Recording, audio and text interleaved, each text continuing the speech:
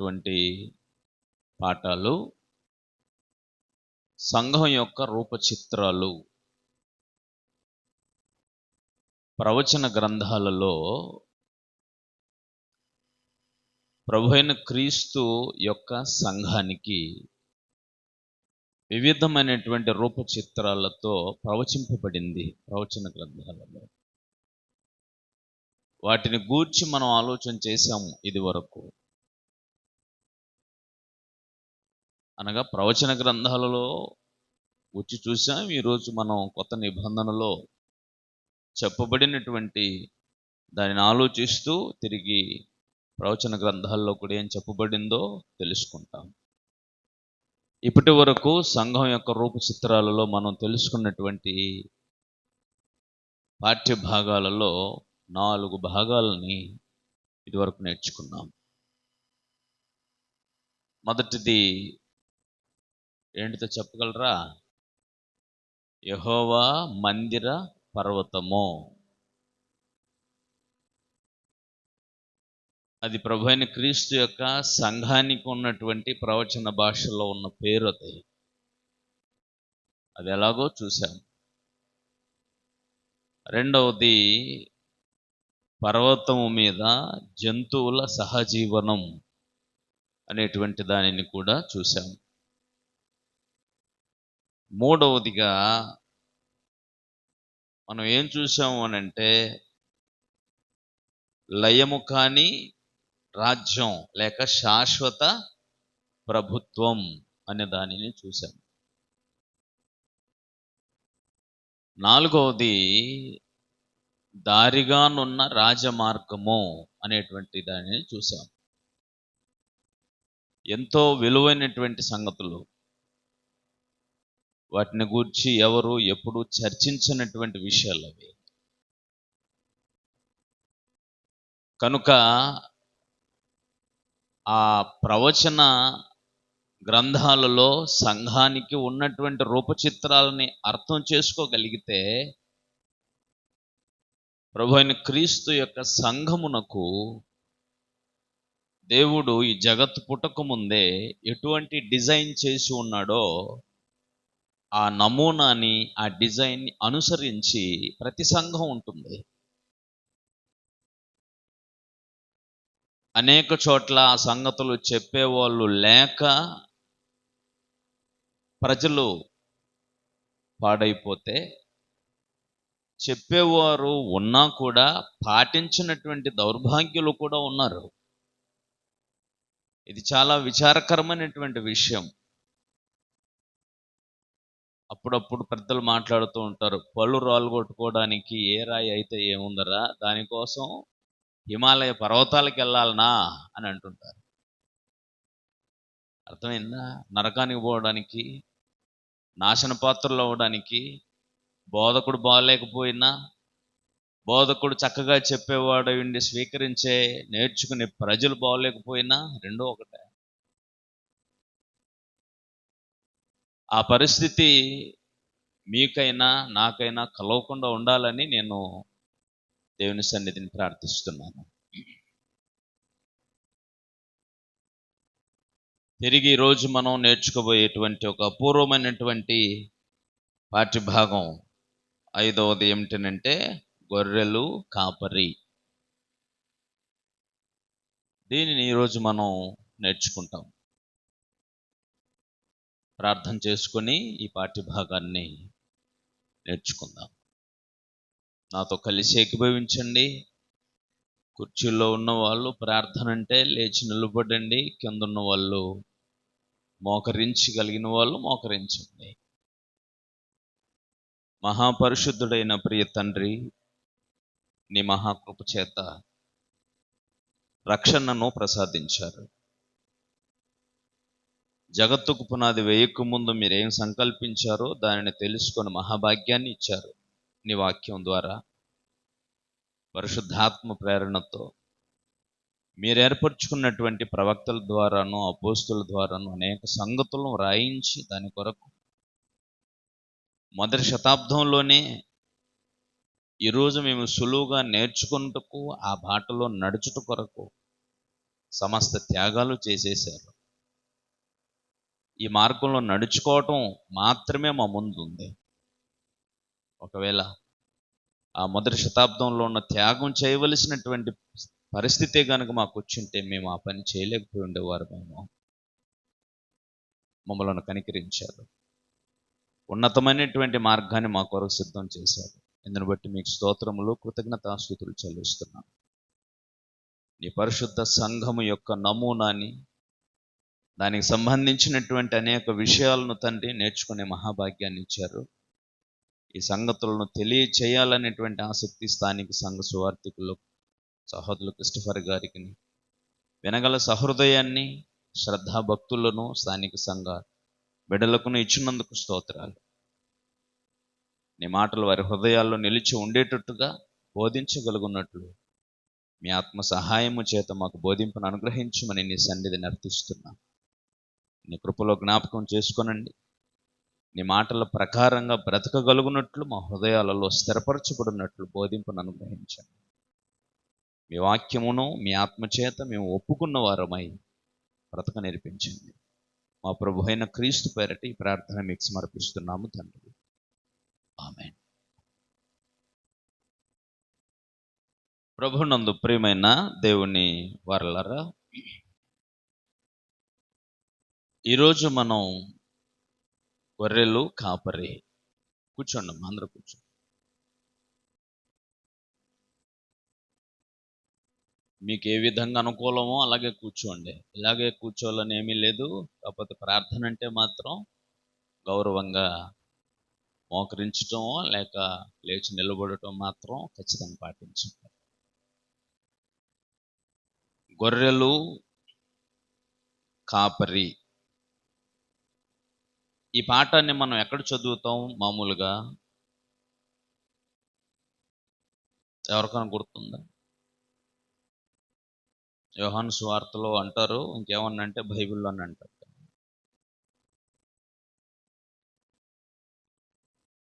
ఎక్కడ? యోహాను సువార్తలో ఎన్ని అధ్యాయాలు ఉన్నాయి? యోహాను సువార్తలో ఎన్ని అధ్యాయాలు ఉన్నాయండి? 21 అధ్యాయాలు. మరి ఏ అధ్యాయంలో ఉంది? అది కదా.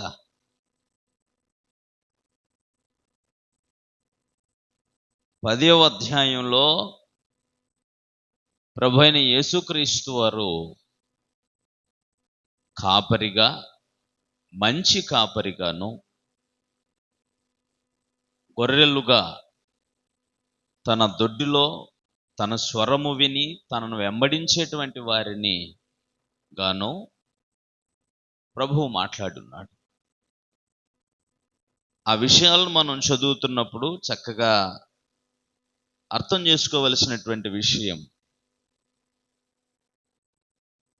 గొర్రెలు కాపరి అనగా గొర్రెలు కాపరి చేత చక్కగా నడిపించబడి, చక్కగా పోషించబడి, సంరక్షించబడి, కాపాడబడుతూ భద్రముగా ఉండేటువంటి విషయాన్ని గురించి అక్కడ చర్చించబడ్డ విషయం. గొర్రెలకు కాపరి ఉంటే గొర్రెలు ఆయన సంరక్షణలో, కాపరి యొక్క సంరక్షణలో చక్కగా నడిపించబడుతుంటాయి, పోషించబడుతుంటాయి, సంరక్షించబడుతూ ఉంటాయి, ఎదుగుతూ ఉంటాయి, భద్రపరచబడుతూ ఉంటాయి. కాపరి ఉన్నాడంటే ఏ క్రూర మృగం కూడా గొర్రెలను వెంటాడకుండా, వేటాడకుండా ఉంటాయి. కాపరి యొక్క సంరక్షణలో గొర్రెలు ఎంతో క్షేమంగా, సురక్షితంగా ఉంటాయి. దాన్ని సూచించటానికే ప్రభు అయిన క్రీస్తు వారు, నేను గొర్రెలకు మంచి కాపరిని, మంచి కాపరి గొర్రెల కొరకు తన ప్రాణం పెడతాడని, నా గొర్రెలు నా స్వరం వింటాయి, నా గొర్రెలు నా స్వరము విని ఏం చేస్తాయంటే నన్ను వెంబడిస్తాయి. నేను గొర్రెల కొరకు ప్రాణం పెట్టేటువంటి కాపరిని గనుక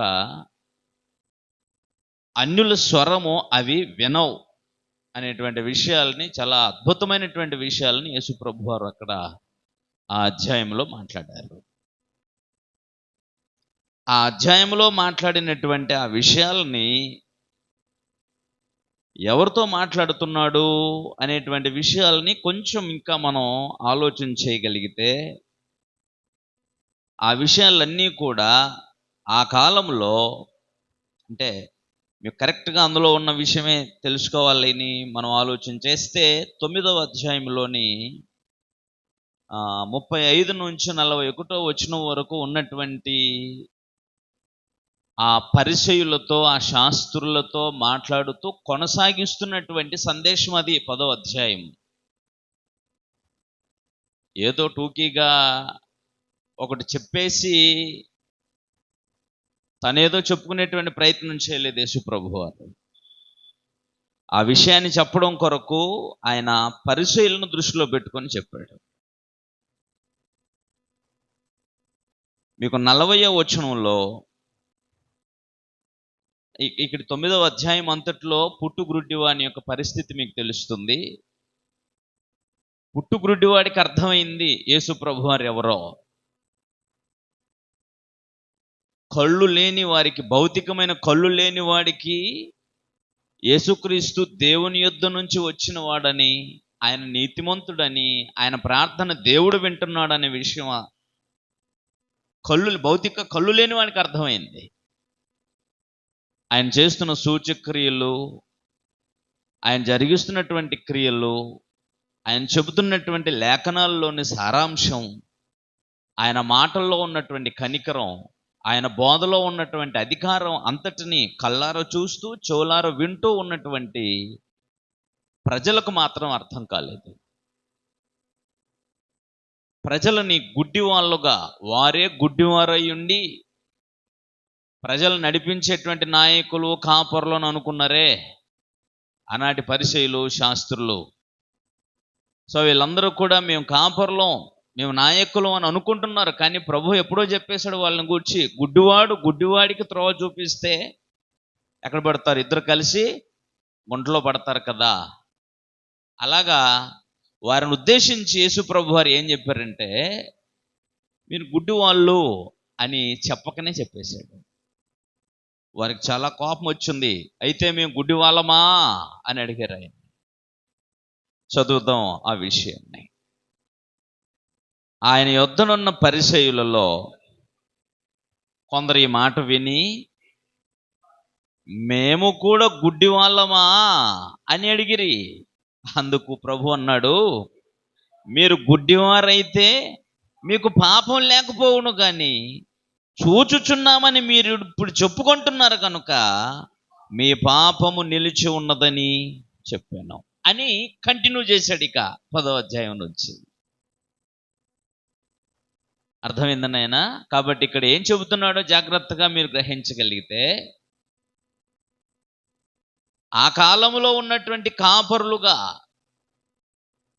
ఎందుకంటే తమకు తామే ఆనాటి ప్రజలు గురువులుగాను, బోధకులుగాను, కాపరులుగాను, మేము గుడ్డి వాళ్ళకు త్రోవ చూపేటువంటి నాయకులుగాను తమను తాము భావించుకొని బ్రతుకుతున్నటువంటి దినాలవి.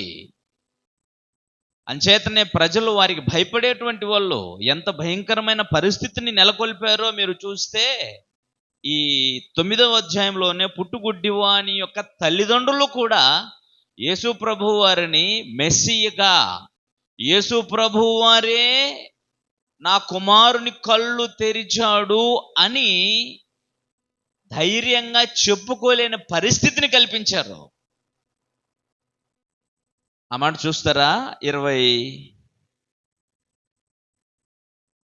వచనం నుంచి 9వ అధ్యాయం 20వ వచనం. అందుకు ఆయన తల్లిదండ్రులు, వీడు మా కుమారుడనియు వీడు గుడ్డివాడుగా పుట్టినని మేము ఎరుగుదుము. ఇప్పుడు ఎలాగూ చూస్తున్నాడో, ఇదేమి తల్లిదండ్రులు మాట్లాడాల్సిన మాటేనండి ఇది. వీడు గుడ్డోడుగా పుట్టిన సంగతి మాకు తెలుసు, వీడు గుడ్డివాడన్న సంగతి మాకు తెలుసు, కానీ ఇప్పుడు వీడు ఎలా చూస్తున్నాడో మాకు మాత్రం నిజంగా తెలీదా? తెలీదా? 40 సంవత్సరాల వయసు వాళ్ళ కుమారునిది. అలాంటిది అతను ఎలా చూస్తున్నాడో మాకు తెలియదు. ఎవడు వీని కళ్ళు తెరిచునో అదియు ఇంత అన్యాయమా, ఇంత నమ్మక ద్రోహమా? ఎవరు మేలు చేశారు అన్న సంగతి తెలుసుకోరా? 40 సంవత్సరాలు వచ్చిన కొడుకు కుంటివాడు అని అంటే, గుడ్డివాడు అయితే వాడు ఇప్పుడు కళ్ళు తెరిచి చూస్తున్నాడంటే ఎవరి వలన కళ్ళు తెరిచి చూస్తున్నాడో, ఎవరి వలన వీడి కళ్ళు కనబడుతున్నాయి అన్న విషయం తెలుసుకోకుండానే ఉన్నారా వీళ్ళు? మరి ఎందుకు ఇలా మాట్లాడుతున్నారు? ఆనాటి మత నాయకుల, ఆనాటి పరిసయ్యుల, ఆనాటి శాస్త్రుల, ఆనాటి బోధకులుగా పిలువబడుతున్న వారి అజమాయిషి ఎంత భయంకరంగా ఉందో చూస్తే మీకు తెలుస్తుంది. కింద ఇంకేమంటున్నాడు? వీడు వయసు వచ్చినోడు, వీన్నే అడగండి, తన సంగతి తానే చెప్పుకోగలడని అనిరి. వాని తల్లిదండ్రులు ఎందుకు ఇలా చెప్పారో కింద వివరించాడు. వాని తల్లిదండ్రులు యూదులకు భయపడి అలాగూ చెప్పి, ఎందుకంటే ఆయన క్రీస్తుని ఎవరైనాను ఒప్పుకున్న ఎడల వానిని సమాజ మందిరములో నుండి వెలివేతుమని యూదులంతకుముందు నిర్ణయించుకొని ఉండిరి గనుక వాని తల్లిదండ్రులు వాడు వయసు వచ్చినోడు వాన్నే అడుగుమని చెప్పారు.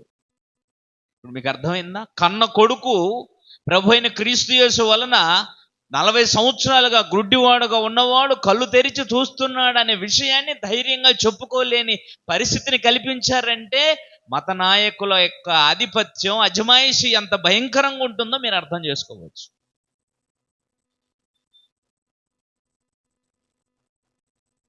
ఇలాంటి వాతావరణము చూసినటువంటి యేసు ప్రభు వారు ఇప్పుడు వాళ్ళెవరో సమాజానికి చూపించదలిచాడు.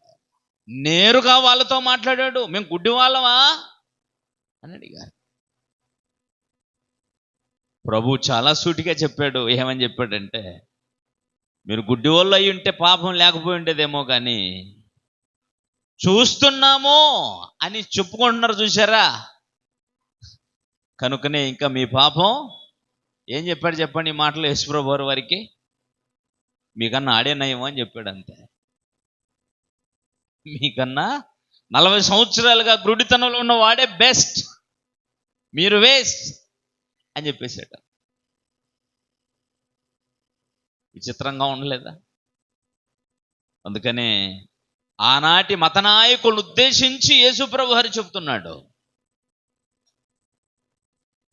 ఆ వాతావరణము, ఆ పరిస్థితి ఎప్పటి నుంచి ఉందో ఆ విషయాలన్నిటిని కూర్చు కూడా ఇంకా కొంచెం మనం వెనక్కి వెళ్ళి జాగ్రత్తగా ఆలోచన చేస్తే ఇంకా మనకు చాలా లోతైన విషయాలు తెలుస్తాయి. అలాగే ఈనాటి పరిస్థితులు కూడా మనకు తెలుస్తాయి. అర్థమైంది కదా? రైట్. ప్రభువైన యేసుక్రీస్తు వారు తాను నిజమైన కాపరినని, మంచి కాపరినని చెబుతూనే ఆ కాలంలో ఉన్నటువంటి శాస్త్రులను, పరిసయ్యుల్ని, మతనాయకుల్ని ప్రభు ఏమని చూపిస్తున్నాడంటే, వీళ్ళు దోపిడీదారులు, దొంగలు, గొర్రెల్ని కాజేసేటువంటి వాళ్ళు అని చెప్పేసి వారిని గూర్చి యేసుప్రభు వారు చెప్పారండి.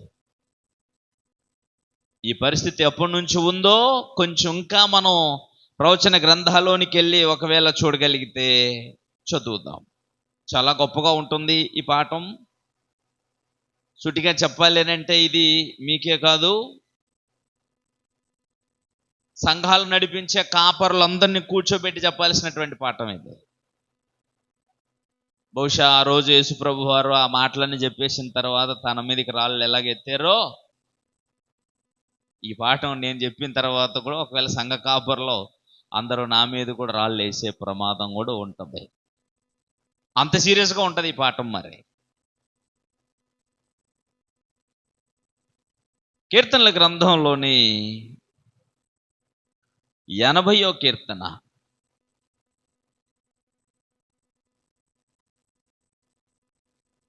కీర్తనల గ్రంథంలోని 80వ కీర్తన. ఇశ్రాయేలునకు కాపరి చెవియొగ్గుము, మందవలే యోసేపును నడిపించువాడా, కెరూబుల మీద ఆసీనుడు అయిన వాడా ప్రకాశింపుము. ఆసాపు గారు ఇశ్రాయేలీలకు కాపరి అయినటువంటి దేవాది దేవుని గురించి మాట్లాడుతున్నాడు. అర్థమైందా? ఇశ్రాయేలు ప్రజలకి కాపరి ప్రారంభంలో గత భాగంలో దేవుని రాజ్యం అనేటువంటి పాఠంలో మనం చూసాం. ఇశ్రాయేలీలకు రాజు ఎవరు? యెహోవా దేవుడు. తరువాత వాళ్ళకి రాజులనుగా దేవుడు దావీదు సంతానాన్ని నియమించాడు. అలాగే దేవుని ప్రజలకు దేవుడే కాపరిగా ఉండెను. అట్టి కాపరి అయినటువంటి దేవుడు తన ప్రజలపై కూడా కాపరులను నియమించాడు పూర్వకాలం నుంచి. ఆ విషయాన్ని మీరు చాలా జాగ్రత్తగా ఆలోచన చేయాలి. అంచేత దేవుడే తమ కాపరులను ఉద్దేశించి తాను కాయబోయేటువంటి విధానాన్ని గురించి మాట్లాడుతూ ఏం చెప్పాడో యెషయా గ్రంథం 40వ అధ్యాయానికి రండి. యెషయా గ్రంథం 40వ అధ్యాయము 10-11 వచనాలు చదివితే, యెషయా గ్రంథం 40వ అధ్యాయము 10-11 వచనాలు. ఇదిగో తన పక్షమును ఏలుచుండగా ప్రభువగు యెహోవా తానే శక్తి సంపన్నుడై వచ్చును. ఆయనిచ్చు బహుమానం ఆయన యుద్ధ ఉన్నది. ఆయన చేయు ప్రతీకారం ఆయనకు ముందుగా నడుస్తున్నది. గొర్రెల కాపరి వలె ఆయన తన మందను మేపును. తన బాహువుతో గొర్రె పిల్లలను కూర్చి రొమ్మున ఆనించుకొని మోయును. పాలిచ్చు వాటిని ఆయన మెల్లగా నడిపించును. తన ప్రజలను గురించి తానే బాధ్యత కలిగి తన గొర్రెలను తానే కాచుకోబోతున్నాడని, వారిని తనే కాయబోతున్నాడనేటువంటి విషయం చెబుతున్నాడు ఇక్కడ. ఇంతకేం జరిగిందో దానిని మీరు జాగ్రత్తగా ఆలోచించాల్సినటువంటి అవసరత ఉంది. ఇశ్రాయేలీయుల యొక్క ప్రజలకి కాపరులుగా ఎవరిని నియమించాడు దేవుడు? రాజులను నియమించాడు. ఇశ్రాయేలు ప్రజలకు రాజులే వారి కాపరులు. అలాగే వారి యాజకులు కూడా వారికి కాపరులే. దేవుని వాక్యముతో, దేవుని యొక్క వాక్యముతో వారిని కాయవలసినటువంటి బాధ్యత యాజకులకి ఇచ్చాడు. దేవుని వాక్యం అనేటువంటి చట్టాన్ని ఎరిగిన వారే తమ ప్రజలను కాపాడి శత్రువులకు ఆహారంగా దేవుని ప్రజలు మారకుండా వారిని కాపాడవలసిన బాధ్యత కూడా దేవుడు ఇశ్రాయేలుకి ఇచ్చాడు. ఇశ్రాయేలు రాజులకు ఇచ్చాడు, యూదా రాజులకు ఇచ్చాడు. అందుచేత ఇప్పుడు వారిని గురించి మాట్లాడుతున్నాడు. కాలక్రమంలో అది ఏమైపోతూ వచ్చిందనంటే, రాజులు దేవుని ప్రవక్తలను ఆశ్రయించవలసింది పోయి అబద్ధ ప్రవక్తలను కూడా ఆశ్రయించే పరిస్థితికి వచ్చేసి అబద్ధ ప్రవక్తలు చెప్పినట్టుగా దేవుని ప్రజలు నడిపించేటువంటి దుస్థితికి దిగజారిపోయారు. ఇటు ఇశ్రాయేలీయులు కాపురులైనా యూదా రాజ్య కాపురులైనా సరే మెల్లగా అబద్ధ ప్రవక్తలు అబద్ధపు ఏలుబడి క్రిందికి తమ ప్రజలను తీసుకొచ్చినటువంటి సంగతుల గురించి మాట్లాడుతున్నాడు. దేవుడు తాను ఏర్పరచుకున్నటువంటి కాపరులు, తన ప్రజల కొరకు దేవుడు నియమించిన కాపరులు ఉన్నారు. ఇప్పుడు వారందరిని ఉద్దేశించి ఆయన ఏం చెబుతూ వచ్చాడో మెల్లగా చూస్తూ వెళ్తే మనకు చాలా సంగతులు తెలుస్తాయి. అందులోనే యెషయా గ్రంథం 56వ అధ్యాయము, యెషయా గ్రంథం 56వ అధ్యాయము 9వ వచనం నుంచి కొన్ని మాటలు చదువుదాం. మీరు చాలాసార్లు 10వ వచనం చదువుకొని ఉంటారు. 10వ వచనంలో వారి కాపరులు గ్రుడ్డివారు, వారందరూ తెలివి లేని వారు, వారందరూ మూగ కుక్కలు, మొరగలేరు, కలవరించుచూ పండుకొని వారు, నిద్రాసక్తులు, కుక్కలు తిండికి ఆతురపడును, ఎంత తినిననో వాటికి తృప్తి లేదు. ఈ కాపరులు అట్టివారే, వారు దేనిని వివేచింపజాలరు. వారందరూ తమకిష్టమైన మార్గమున పోదురు, ఒకడు తప్పకుండా అందరూ స్వప్రయోజనమే విచారించుకొందురు. వారిట్లందరూ, నేను ద్రాక్షరసం తెప్పించదను, మనము మద్యము నిన్నారులగునట్లు త్రాగుదము రండి, నేడు జరిగినట్టు రేపు మరి లక్షణముగా జరుగును. ఎవరు మాట్లాడుకుంటున్న మాటలు ఇవి? కాపరులైన వారు. వారిని గురించి వాళ్ళు ఇలా మాట్లాడుకుంటున్నారని వారిని గురించి మాట్లాడుతున్నది ఎవరు?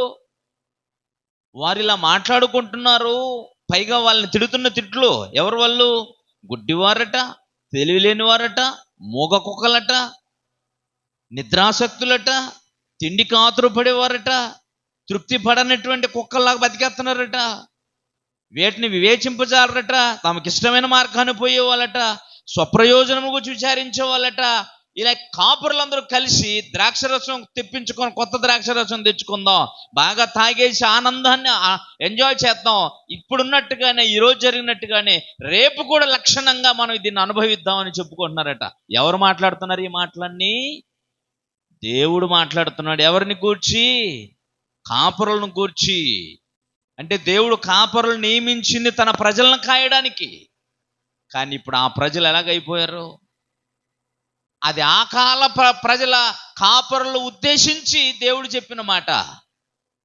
ఒకవేళ ఈ కాలములో ఉన్న కాపరులను గూర్చి కూడా ఆలోచిస్తే అది తర్వాత చూద్దాం.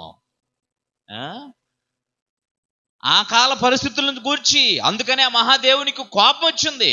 అందుకని 9వ వచనంలో చెప్పాడండి, పొలములోని సమస్త జంతువులారా, అడవిలోని సమస్త మృగములారా, భక్షించుటకు రండి. వారి కాపరులు గుడ్డివారు, వారందరూ తెలివి లేనివారు. ఇంతకు ఎవరిని పిలుస్తున్నాడు? ఎవరిని పిలుస్తున్నాడు? పిలుస్తుంది ఎవరు? దేవుడు. పొలములోని సమస్త జంతువులారా, అడవిలోని సమస్త మృగములారా, భక్షించుటకు రండి. ఎవరిని భక్షించటానికి? కాపరులను భక్షించటానికి. ఇలా ఎంత దుర్మార్గులు అయ్యారో చూడు. వారి స్వప్రయోజనం కోసం ఆలోచన చేసినటువంటి కాపురులు వీళ్ళని ఏం చేయడానికి? కాపరులు, గొర్రెలు, వీటన్నిలందరినీ భక్షించటానికి. ఎక్కడి నుంచి? పొలములోని సమస్త జంతువులారా, అడవులోని సమస్త మృగములారా, భక్షించుటకు రండి. క్రూర జంతువులను పిలుస్తున్నాడు. మీకు అంతకుముందు 1వ అధ్యాయం నేను కొంచెం ఎక్కువసేపు వివరించున్నాను. యెషయా గ్రంథంలో ప్రజలు, వారి కాపరులు అందరూ కూడా ఏమైపోయారనంటే, వారి నాయకులు ఎటువంటి వారో ఆ ప్రజలు కూడా అలాంటి వారే అయిపోయారు. ఆకాశం ఆలకించు, భూమి చెవియొగ్గు, నేను పిల్లల్ని పెంచు, గొప్పవారిని చేసి తిని వారు నా మీద తిరుగుబడి ఉన్నారు.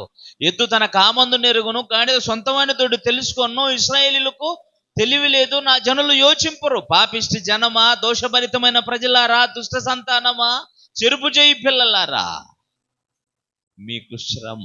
అందరిలాగా మారిపోయారు, పూర్తిగా చెడిపోయారు. కాపరి లేని గొర్రెల వలె పూర్తిగా పాడైపోయారు. అందుకని ఇప్పుడు వీళ్ళందరినీ భక్షించటానికి ఎవరిని పిలుస్తున్నాడు? క్రూర మృగాల్ని పిలుస్తున్నాడు. ప్రవక్త అయిన యెషయా కాలంలో ఇశ్రాయేలీయులైనటువంటి వారిని భక్షించటానికి పిలిచినటువంటి ఒక క్రూర మృగమే అష్షూరియన్స్, అష్షూరు రాజులు. అష్షూరు రాజులు ఆ తర్వాత మరో 100, 100, 150 సంవత్సరాల తర్వాత యూద ప్రజలను భక్షించటానికి పిలిచినటువంటి మరో క్రూర మృగాలే బబులోను మహాసామ్రాజ్య అధికారులు. అర్థమవుతుందా? అందుకనే దానియేలు యొక్క దర్శనంలో కానీ, నెబుకద్నెజరు యొక్క దర్శనంలో కానీ చూస్తున్నప్పుడు సింహమును పోలినటువంటి ఒక క్రూర మృగం అని అన్నాడు. అంతే, సింహాన్ని పోలి ఉన్నది. ఏదా సింహం? బబులోను సామ్రాజ్యం, అది క్రూర మృగం. అంతా మీరు చదవచ్చు 7వ అధ్యాయం దానియేలు గ్రంథంలో. మళ్ళీ చదివి చూడండి ఒకసారి కన్ఫర్మేషన్ కోసం. దానియేలు గ్రంథం 7వ అధ్యాయము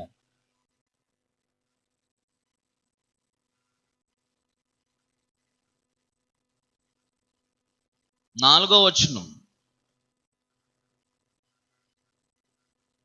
మొదటిది సింహాన్ని పోలింది ఉండెను, ఆ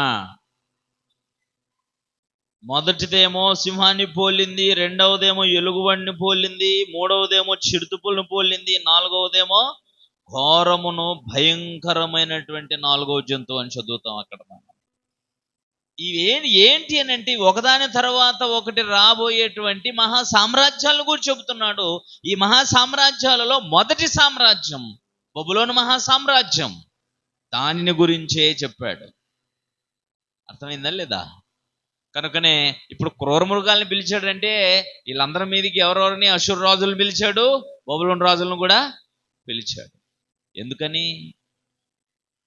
వీరిని భక్షించటానికి. ఎందుకంటే ఈ కాపరులు ఎవరు?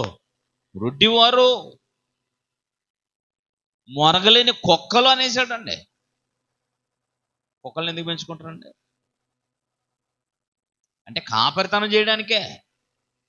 మీకు తెలుసా, ప్రమాదం ఏదైనా వస్తే ప్రమాదాన్ని సైతం ముందుగానే పసిగట్టి కుక్క కూడా ఏం చేస్తుందండి? మరుగుతుంది.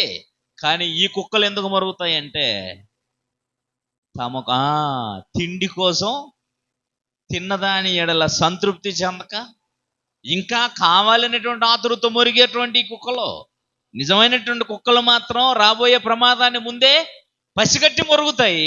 కానీ ఈ కుక్కలు మాత్రం తిండి కోసం మొరిగే కుక్కలు.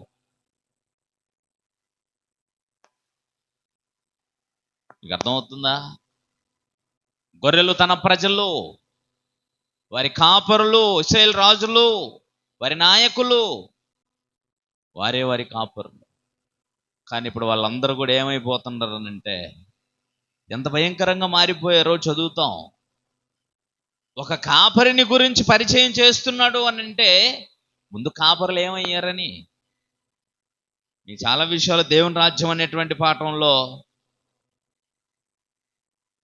ఒకడే రాజై యాజకుడై దేవుని మందిరంలో ఏలుబడి చేసేటువంటి ఒక రాజును గురించి మనం నేర్చుకున్నాం దేవుని రాజ్యం అనే పాఠంలో. ఎందుకని? రాజులు పనికి మాలిన వారైనప్పుడు శాశ్వతమైన రాజును దేవుడే నియమించాడు. యాజకులు పనికి మాలిన వాళ్ళు అయినప్పుడు మలాకి గ్రంథం చదువుతున్నప్పుడు ఒక శాశ్వతమైన, మనకు సరిపోయిన, అన్ని కాలాలకు సరిపోయినటువంటి శాశ్వతమైన యాజకుడిని నియమించాడు. ఆయన మెల్కీసెదెకు క్రమం చెప్పున వచ్చినటువంటి యాజకుడు ఆయన ప్రభు అయిన క్రీస్తు. శాశ్వతమైన రాజు, దావీదు గర్భంలో పుట్టినవాడు ప్రభు అయిన క్రీస్తు. ఎందుకు ఇవన్నీ ఆయనకే వర్తించానంటే దేవుడు ఎవరినైతే నియమించారో వారి పనికి మాలిన వాళ్ళు అయిపోయారు కనుక. ఇప్పుడు కాపరులు, గొర్రెల పరిస్థితి కూడా అదే. ఎంత అద్భుతంగా ఉంటుందో బైబిల్ని అర్థం చేసుకునే విధానం తెలిస్తే.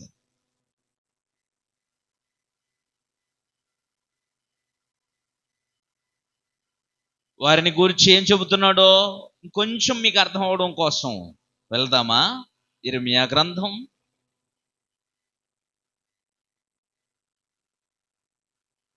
23వ అధ్యాయము. ఇర్మియా గ్రంథం 23వ అధ్యాయము.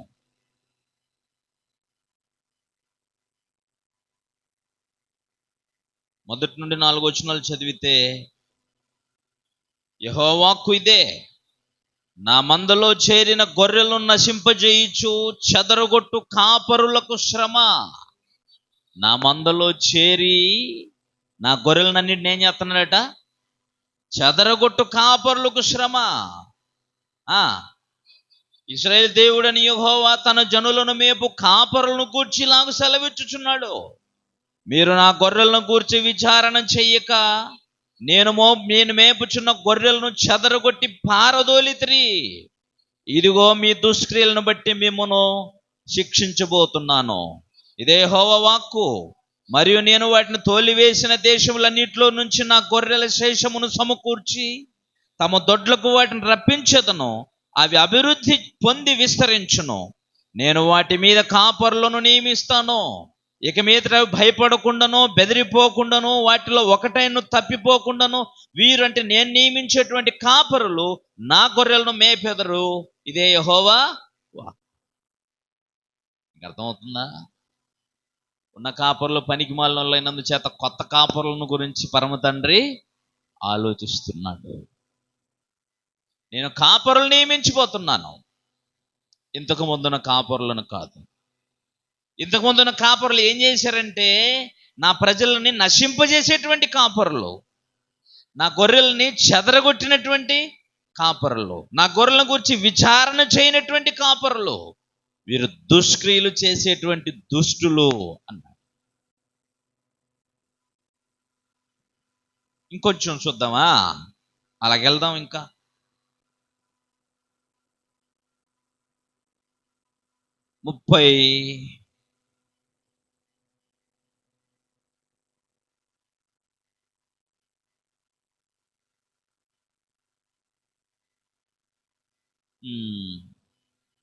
25వ అధ్యాయము, ఇర్మీయా గ్రంథం 25వ అధ్యాయం 34వ వచనం నుంచి చూద్దాం. మంద కాపరులారా గోలలెత్తండి, మొరపెట్టుడి. మందలోని ప్రధానులారా బూడిద చల్లుకోండి. మీరు మరణమునొందుటకై దినములు పూర్తి అయ్యను. నేను మిమ్మల్ని చెదరగొట్టేదను. ఎవరిని? మంద కాపరులను నేను మిమ్మల్ని చెదరగొట్టేదను. రమ్యమైన పాత్ర వలె మీరు పడుదురు. మంద కాపరులకు ఆశ్రయ స్థలం లేకపోవును. మందలోని శ్రేష్టమైన వాటికి రక్షణ దొరకకపోయిను.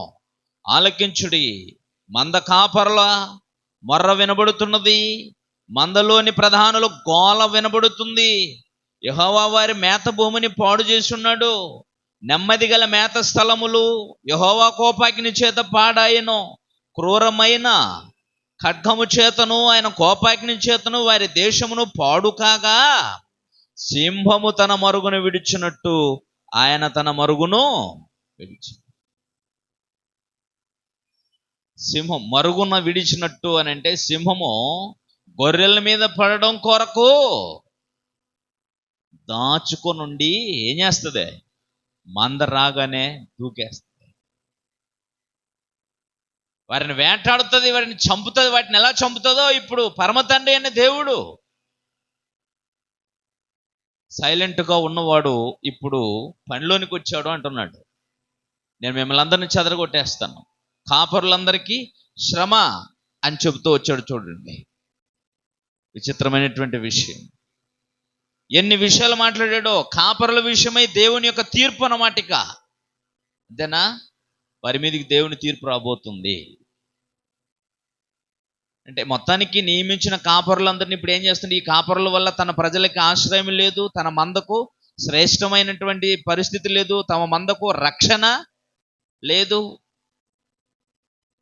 ఇలాంటి పరిస్థితి దాపురించింది ఆనాటి కాపరుల వలన.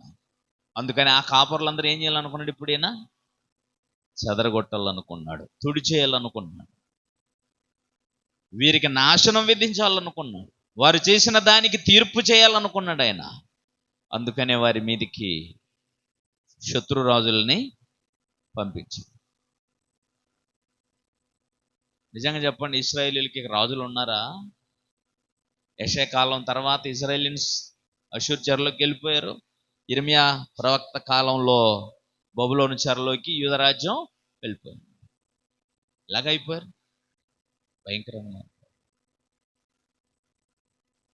రెండలాగా 34వ అధ్యాయానికి కూడా 34వ అధ్యాయము మొదటి నుంచి ఇప్పుడు ఆయన పిలిపించినటువంటి వాళ్ళు వస్తారు. దాదాపుగా ఇందులో మొదటి నుంచి 10 వచనాల వరకు ఉన్నటువంటి సంగతులు మనం చూస్తే కాపరులను గూర్చి దేవుని యొక్క ఆవేదన ఏంటో ఇక్కడ చెబుతాడు. జాగ్రత్తగా చూడండి. ఆ పరిస్థితి మనకు అర్థం అవ్వాలి. అది బబులోను రాజైన నెబుకద్నెజరును అతని సమస్త సేనయు అతని అధికారం క్రిందన భూరాజ్యములన్నీ కూడి యెరూషలేము మీదను దాని కాపుర దాని పురములన్నిటి మీదను యుద్ధము చేయుచుండగా యెహోవా యొద్ద నుండి ఇర్మీయాకు దర్శనమైన వాక్కు, ఇశ్రాయేలు దేవుడు యెహోవా ఇలాగూ సెలవిచ్చుచున్నాడు, నీవు వెళ్ళి యూదా రాజైన సిద్కియాతో ఇలా చెప్పు, యెహోవా సెలవిచ్చినదేమనగా, నేను ఈ పట్టణమును బబులోను రాజు చేతికి అప్పగించున్నాను. అతడు మంట పెట్టి దాన్ని కాల్చేస్తాడు. నీవు అతని చేతిలోని తప్పించుకోజాలక నిశ్చయముగా పట్టుబడి అతని చేతికి అప్పగించబడదు. బబులోను రాజును కల్లారా చూస్తావు, అతను నీతో ముఖాముఖిగా మాట్లాడతాడు. నువ్వు బబులోనికి కొనిపోబడతావు, యూదారాజు అయిన సిద్కియా యెహోవా మాట వినుము, నిన్ను గూర్చి యెహోవా ఇలాగూ సెలవిచ్చుచున్నాడు, నీవు ఖడ్గము వలన మృతి పొందక నెమ్మదిగానే మృతి పొందుతావు. అతని గూర్చి చెప్తున్నటువంటి మాటలు చూడండి ఎంత భయంకరంగా ఉన్నాయో. అలాగా మనం జాగ్రత్తగా ఆలోచన చేస్తూ వెళ్ళిపోతే వారిని గూర్చినటువంటి భయంకరమైనటువంటి పరిస్థితులు మీకు తెలిసిపోతూ ఉంటాయి. అంటే ఇప్పుడు వీరి నాయకులందరూ చెరగొని పోబోతున్నారు అని చెప్పాడు. దీన్ని ఇలాగ మనసును ఉంచుకొని ఇప్పుడు యెహెజ్కేలు గ్రంథానికి రండి. అదే అధ్యాయము, యెహెజ్కేలు గ్రంథము 34వ అధ్యాయంలో మొదటి నుంచి ఈ అధ్యాయం అంతా కూడా కాపరులను గురించి మాట్లాడాడు. కొన్ని విషయాలు మనం ఆలోచన చేస్తూ వెళ్దాం. మరి యెహోవాకు నాకు ప్రత్యక్షమై ఇలాగ సెలవిచ్చును, నరపుత్రుడా, ఇశ్రాయేలు కాపరులను గూర్చి మాట ప్రవచింపుము. ఆ కాపరులతో ఇట్లనుము, ప్రభువగు యెహోవా సెలవిచ్చున్నదేమనగా, తమ కడుపులు నింపుకొని ఇశ్రాయేలీయుల కాపరులకు ఏమి నింపుకుంటారు? ఇశ్రాయేలు కాపరులకు శ్రమ. తమ కడుపు నింపుకొని ఇశ్రాయేలు కాపరులకు శ్రమ.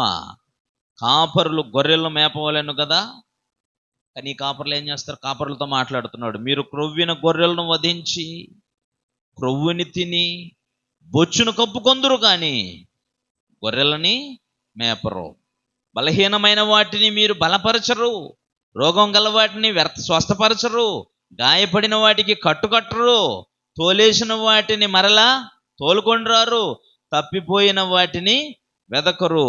అది మాత్రమే గాక మీరు కఠిన మనస్కులై బలత్కారముతో వాటిని ఏలుదురు. కాబట్టి కాపరు లేక అవి చెదిరిపోయి సకల అడవి మృగములకు ఆహారమాయను. నా గొర్రెలు పర్వతములన్నిటి మీదను ఎత్తైన ప్రతి కొండ మీదను తిరుగులాడుతున్నాయి. నా గొర్రెలు భూమి అందంతటా చెదిరిపోయినవి. వాటిని గూర్చి విచారించేవాడు ఒకడునూ లేడు, వెదుకువాడు ఒకడునూ లేడు. కాబట్టి కాపరులారా, యెహోవా మాట ఆలకించండి. కాపరులు లేకుండా నా గొర్రెలు దోపుడు సమ్మై సకలమైన అడవి మృగములకు ఆహారమాయను. కాపరులు నా గొర్రెలను విచారింపరు, తమ కడుపు మాత్రమే నింపుకుందరు గాని గొర్రెలను మేపరు. ఇదే ప్రభువు యెహోవా వాక్కు. కాబట్టి కాపరులారా, యెహోవా మాట ఆలకించండి. ప్రభువు అయిన యెహోవా సెలవిచ్చినదేమనగా, నా జీవము తోడు నేను ఆ కాపరులకు విరోధినైతిని. నా గొర్రెలను గూర్చి వారి యొద్ద విచారించెదను, వారు గొర్రెలను మేపుట మాన్పించెదను. ఇకను కాపరులు తమ కడుపు నింపుకొన జాలక ఉందురు. నా గొర్రెలు వారికి తిండి కాకుండా వారి నోటి నుండి వాటిని తప్పించెదను. ఇదే ప్రభువు యెహోవా వాక్కు. ప్రభువైన యెహోవా సెలవిచ్చిందేమనగా, ఇదిగో నేనే నా గొర్రెలను వెదికి వాటిని కనుగొందును. తమ గొర్రెలు చెదిరిపోయినప్పుడు కాపరులు వాటిని వెతుకున్నట్లు నేను నా గొర్రెలను వెతికి చీకటి కలిగిన మబ్బు దినమందు ఎక్కడెక్కడికి అవి చెదిరిపోయానో, అంటే కాపరు లేనప్పుడు అక్కడ నుండి వాటిని తెప్పించి ఆయా జనుల నుండి వాటిని తోడుకొని వచ్చి ఆయా దేశంలో నుండి వాటిని సమకూర్చి వాటి స్వదేశంలోనికి వాటిని తెచ్చి పర్వతముల మీదనో వాగుల యొద్దనో దేశమందున సకలమైన కాపుర స్థలములందరూ వాటిని మేపెదను. నేను మంచి మేతగల చోట వాటిని మేపెదను. ఇశ్రాయేలు యొక్క ఉన్నత స్థలం మీద వాటిని దొడ్డి ఏర్పడును, అక్కడ అవి మంచి దొడ్డిలో పండుకొనును. ఇశ్రాయేలు పర్వతముల మీద బలమైన మేతగల స్థలం అందు అవి మేపును. నేనే నా గొర్రెలను మేపి పరుండబెట్టుదును. ఇదే యెహోవా వాక్కు. గొర్రెలను కాపర్లు మానిపించేస్తాడట, కాపరులను చెదరగొట్టేస్తాడు, కాపరులను శిక్షించేస్తాడు, కాపరులని క్రూర జంతువులకు ఆహారంగా ఇచ్చేసాడు. ఇక కాపరులు అవసరం లేదు నా గొర్రెలకి. నిజమైన గొర్రెల కాపరి గొర్రెలను చెదిరిపోయిన వాటిని వెతికినట్టు నీ వెతికి కనుక్కుంటా, పట్టుకుంటా, తోడుకొస్తా, మంచిగా ఆహారం మేపుతా, చక్కటి స్థలంలో పడుకోబెడతా. మొత్తానికి ముందు నుంచి నియమించినటువంటి కాపరులందరినీ ఏం చేయబోతున్నామంటే దేవుడు తొలగించేస్తున్నాడు. బాగులేదు వారి కాపరితనం, దేవునికి నచ్చలేదు వారి యొక్క నాయకత్వం. అర్థమైందా లేదా? ఆ కాపరులు కొవ్విన వాటిని తినేస్తున్నారు కానీ రోగం కలిగిన వాటిని బాగు చేయట్లేదు, స్వస్థపరచట్లేదు, కట్టుకట్టట్లేదట. ఇది క్రీస్తుపూర్వం 500 సంవత్సరాల క్రితం కాలము నాటి మాట. దేవుడు తన ప్రజల కొరకు నియమించిన కాపరుల యొక్క పరిస్థితులను చూసి తన ఆవేదనను, తన తీర్పులను ప్రవక్తల ద్వారా తెలియజేసినటువంటి సంగతిని మనం చదువుతున్నాం. మరి ఏం చేయబోతాడు? ఆయనే వచ్చి కాస్తాడా? కాస్తాడు. ఎలా కాస్తాడు? కిందికి వెళ్ళి చదువుదామా? 22వ వచనం నుంచి. నా గొర్రెలిక దోపుడు కాకుండా గొర్రెకును మధ్య తీర్పు తీర్చి, ఆ పాయింట్ అన్ని నోట్ చేయాలి మీరు. నేను వాటిని రక్షించదను, వాటిని మేపుటకై నా సేవకుడైన దావీదును వాటి మీద కాపరినిగా నియమించెదను. అతడు వాటికి కాపరిగా ఉండి వాటిని మేపును. యెహోవానైన నేను వారికి దేవుడునయ్యుందును. నా సేవకుడైన దావీదు వారి మధ్య అధిపతిగా ఉండును. యెహోవానైన నేను మాటిచ్చున్నాను. యెహోవానైన నేనేం చేస్తున్నా? మాటిచ్చున్నా. ఇప్పుడు మీకు అర్థమవుతుండాలి. అర్థమవుతుందండి? 30వ వచనం. అప్పుడు తమ దేవుడని యెహోవానగు నేను తమకు తోడుగా ఉన్నాననియు, ఇశ్రాయేలీయులైన తాము నా జనులై ఉన్నారని వారు తెలుసుకొందురు. ఇదే ప్రభువు యెహోవా వాక్కు. నా గొర్రెలను నేను మేపుచున్న గొర్రెలనగు మీరు మనుషులు. నేను మేపుతున్న గొర్రెలు మనుషులైన మీరే. నేను మీ దేవుడును. ఇదే ప్రభువు యెహోవా వాక్కు. ఆయన మేపే గొర్రెలు ఆయన మనుషులైతే, ఇప్పుడు ఆయన దేవుడైన యెహోవాట, ఆయన దేవుడట వారికి కాపరి కదా అవ్వాలి. ఎందుకంటే వారి కొరకు కాపరిని నియమించబోతున్నా అని చెప్పాడు. ఎవరిని? సరిగ్గా చూడండి. 32వ వచనం, 23వ వచనం. వాటిని మేపుటకై నేను నా సేవకుడైన దావీదును వాటి మీద కాపరిగా నియమించదను. దావీదు ఉన్నాడా? ఆయన చనిపోయి ఎంతకాలం అని తెలుసా? చాలా 100 సంవత్సరాలు అయింది. ఇశ్రాయేలుకు మొదటి రాజు, మొదటి కాపరి ఆయన దావీదు. నువ్వు గొర్రెలను మేపుతున్నావు, కానీ వాటిని కాదు నువ్వు మేపాల్సిందే, నా ప్రజల్ని అని తీసుకొచ్చాడు. వారిని కాయడానికి. ఎవరిని? ఇశ్రాయేలు ప్రజల్ని, దేవుని ప్రజలను వాటిని కాపరిగా ఉండడం కొరకు దేవుడు గొర్రెలను మేపేటువంటి దావీదుని తీసుకొచ్చాడు. చక్కగా కాశాడు ఆయన. శత్రువులు ఎవడే కానీ ఆయన మీద విజయాన్ని సాధించిన పరిస్థితి లేదు. ఎప్పుడు దేవుని సహాయంతో తన ప్రజల్ని తన ప్రాణం అడ్డు పెట్టి కాపాడిన గొప్ప కాపరి అతనే. అతడు పోయిన తర్వాత ఎంతమంది రాజులు? దావీదు తర్వాత తన కుమారుడు 40 సంవత్సరాలు ఏలుబడి సొలొమోను తర్వాత ఇక రాజ్యం 2 ముక్కలైపోయి, ఇటు ఇశ్రాయేలీలకు 19 మంది రాజులు, యూదా ప్రజలకు 19-20 మంది రాజులు, అంటే దాదాపుగా 40 మంది రాజుల ఏలుబడి తర్వాత యెహెజ్కేలు గ్రంథంలో అంటే అప్పటికి వీళ్ళు బబులోను దేశంలో ఉన్నారు వీళ్ళందరూ. అర్థమైందా? అప్పుడు చెబుతున్నాడు, నేను నా సేవకుడైన దావీదును నియమిస్తానంటే ఎన్ని 100 సంవత్సరాలు, దాదాపుగా 500 సంవత్సరాలు దాటిపోయి ఉంటుందేమో. అన్ని 100 సంవత్సరాల తర్వాత మళ్ళా దేవుడు తన ప్రజల కోసం ఎవరు నియమిస్తాడటండి? నా సేవకుడైన దావీదును నియమిస్తాడంటాడేంటి?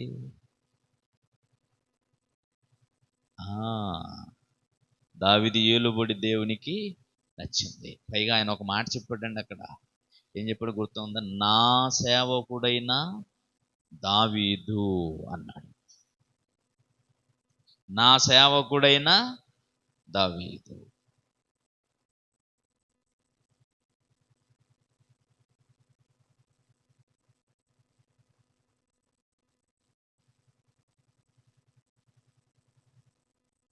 యెషయా గ్రంథం 42వ అధ్యాయం.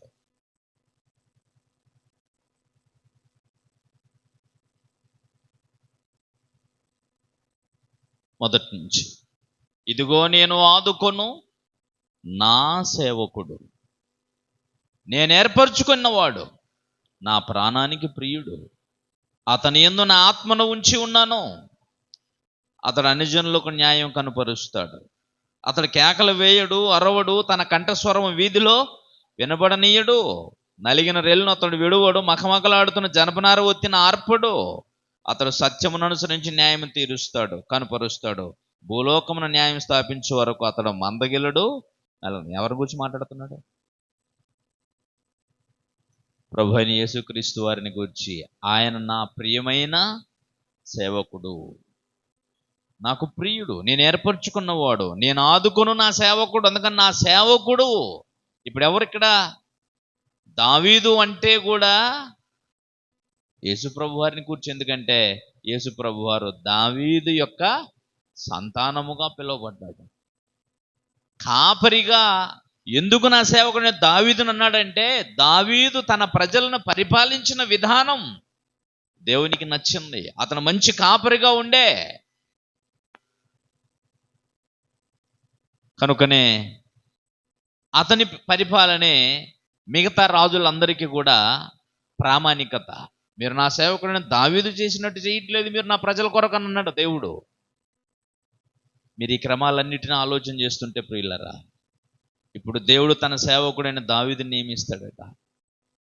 ఆయన వాటిని చక్కగా కాస్తాడట, వాటికి రక్షణ దయచేస్తాడట, వాటిని కాపాడుకుంటాడట. ఎన్ని విషయాలండి బాబోయ్! ఇన్ని విషయాలు చెబుతున్నాడనంటే మొత్తానికి ముందున్న కాపర్లను తీసేసి ఒక కాపరి కోసం అయితే ఫిక్స్ అయిపోయాడు అన్నమాట. అర్థమైందా లేదా? అందువలన ఇప్పుడు ఆ కాపరులను గూర్చి మాట్లాడుతూ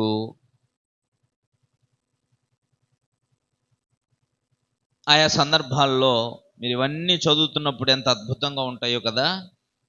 అంచేత ఈ పరిస్థితులన్నింటినీ మీరు ఆలోచన చేస్తుంటే ముందున్న కాపరులందరూ దేవునికి బాధ కలిగించిన వారు, వేదన కలిగించిన వారు, తమ ప్రజల విషయంలో కనికరం లేనివారు, తమ ప్రజల్ని తినేసినటువంటి వారు, మింగేసినటువంటి వారు.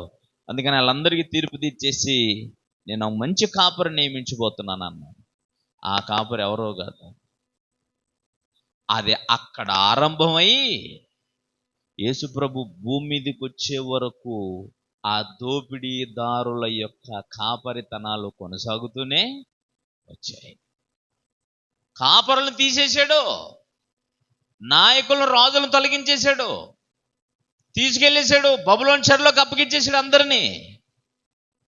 మరల వీళ్ళలోనే ధర్మశాస్త్రాన్ని ఎత్తి రాసే శాస్త్రులు, ధర్మశాస్త్రాన్ని బోధించేటువంటి బోధకులకు పరిచయులు వీళ్ళందరూ వచ్చేసారు. వీళ్ళైనా ఏమైనా బాగా కాస్తారేమో అని చూస్తే వీళ్ళు కూడా ఎలాగైపోయారు? వీళ్ళు దోపిడీదారులే, వీళ్ళు కూడా దోపిడీదారులే. అందుకనే 9వ అధ్యాయం యోహాను సువార్తలో చూపించినటువంటి ఆ పరిచయులను గురించి, ఆ యూదులను ఉద్దేశించి, ఆ మత నాయకులను ఉద్దేశించి వీళ్ళందరూ కూడా దోపిడీగాళ్ళు, దొడ్డిదారిన వచ్చిన వాళ్ళు అని ఎందుకు అన్నాడంటే, వాస్తవానికి దేవుడు ఏర్పరిచినటువంటి కాపరులు ఎవరు? ఇశ్రాయేలు రాజులు. కానీ ఆ నాయకత్వాన్ని ఎప్పుడో తొలగించేశాడు ఆయన. ఆ కాపురులు ఎప్పుడో తొలగించేశారు. వీళ్ళందరూ ఎలా కాపురులు అయ్యారు? వీళ్ళకి దేవుడు నియమించలేదు వీళ్ళని. ధర్మశాస్త్రాన్ని బోధించడానికి తమకు తాముగా ఏర్పరచుకున్నారు, తమకు తాముగా బోధకులైపోయారు. మాది పరిసయ్యులు, మేమందరూ బోధించే జాతికి చెందిన వాళ్ళం. శాస్త్రులు, రే మేము ఈ తెగ ప్రతులు ఎత్తి రాయండి. ఇంకో తెగ మేము బోధిస్తూ ఉంటాం. బోధించడానికి తాము ప్రత్యేకపరుచుకున్న వాళ్ళు. ప్రభు నియమించాడా వీళ్ళని? లేదు, వీళ్ళకు వీళ్ళుగా వచ్చినటువంటి వాళ్ళు. దేవుని పిల్లలారా, మీకు తెలుసా సంఘ క్రమము కూడా అదే.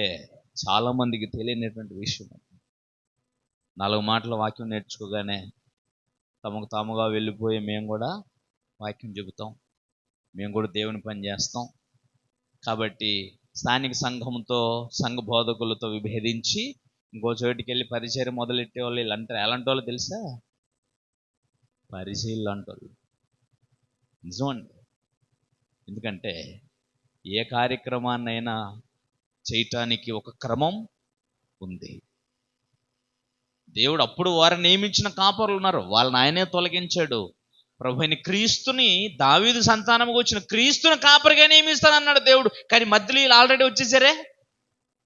మధ్యలో వీళ్ళు ఎలాగ వచ్చారు మరి? కాపురులుగా, నాయకులుగా, ప్రజలకు దారి చూపించేటువంటి వాళ్ళుగా, గుడ్డి వాళ్ళకు త్రోవ చూపేవాళ్ళట, ధర్మశాస్త్రం బోధించేవారట.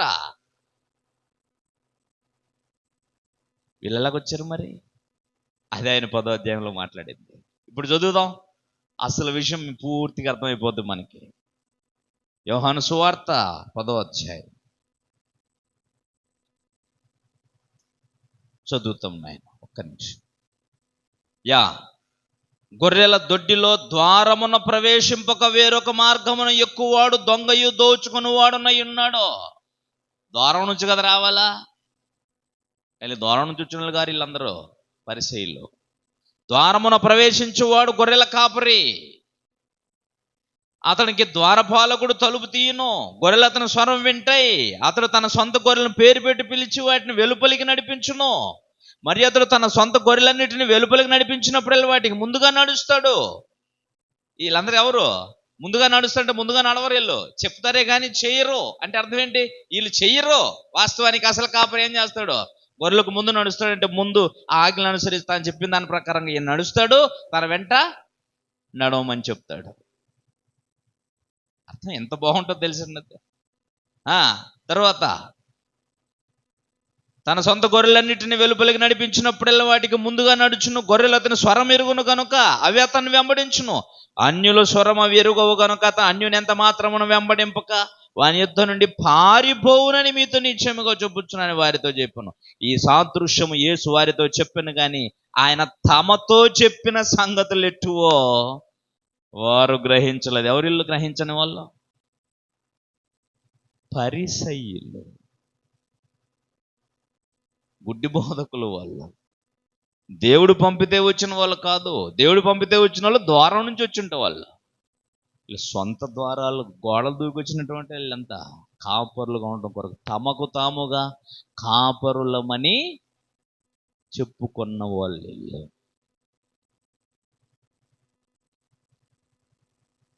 ఇంకా చదువుదాం, ఇంకేమంటాడో చదువుదాం. కాబట్టి యేసు మరలా వారితో ఇట్లా అన్నాం, గొర్రెలు పోవు ద్వారమును నేనే. ఎందుకంటే నా సేవకుడైన దావీదుని నేను వారికి కాపరిగా నియమిస్తాను. ఆయన వాటిని వెలుపలికి రప్పిస్తాడు, బయటికి రప్పిస్తాడు, ఆయన వాటిని మేపుతాడు, ఆయన వాటికి రక్షకుడుగా ఉంటాడని చెప్పాడు కదా. మరి ఈలోగా ఆల్రెడీ ఇలాగ వచ్చారు, ద్వారం లేకుండా వచ్చేసారు వీళ్ళు. గొర్రెలు పోవు ద్వారమును నేను కదా, దేవుడు నియమించిన ద్వారాన్ని. గొర్రెలు పోవు ద్వారమును నేనే, నాకు ముందు వచ్చిన వారందరూ దొంగలును. ఎవరు వీళ్ళు? దొంగలు, దోచుకునే వాళ్ళు. ఎవరు ఆయన దృష్టిలో? పరిశీలి వాళ్ళు బోధకులు, కాపరులు కారు. ఎందుకు కారు అన్నాడు? ప్రభువు పంపితే వచ్చిన వాళ్ళు కాదు వీళ్ళు. తరువాత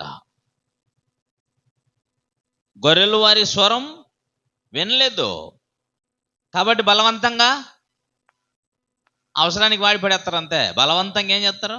దొంగడు ఏం చేస్తాడు?